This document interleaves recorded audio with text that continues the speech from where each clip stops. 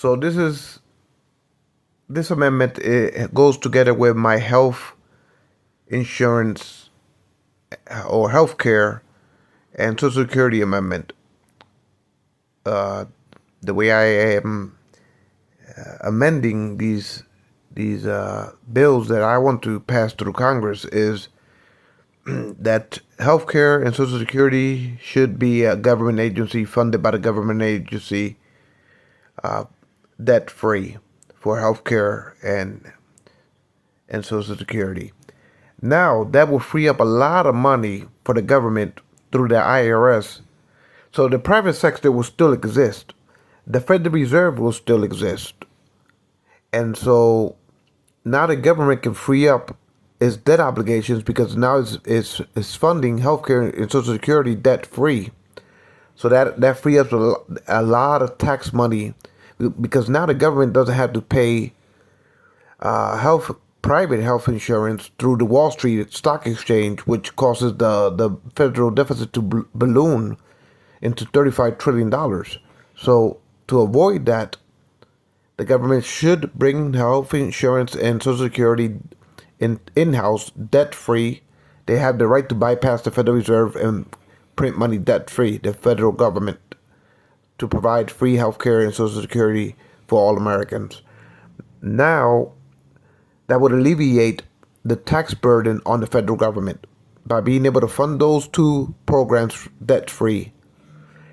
And so now the IRS in the private sector can tax people, businesses, and now the government can afford to take these revenues from the IRS and invest it in infrastructure. So by the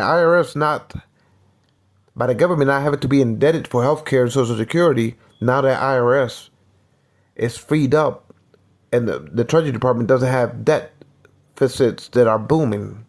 They don't have deficits that are booming, which is majority because the way they have it now, the way they're going through healthcare and Social Security now, they gotta sell stocks through the Treasury Department to the Federal Reserve, and then the Federal Reserve sells it to investors in Wall Street, which balloons the payment of Medicare and Social Security and debt obligations.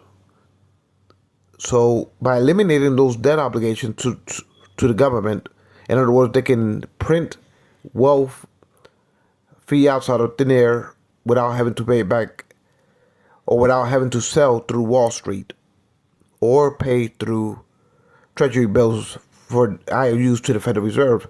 So that would alleviate a lot of federal debt if they can do the health and Social Security that way.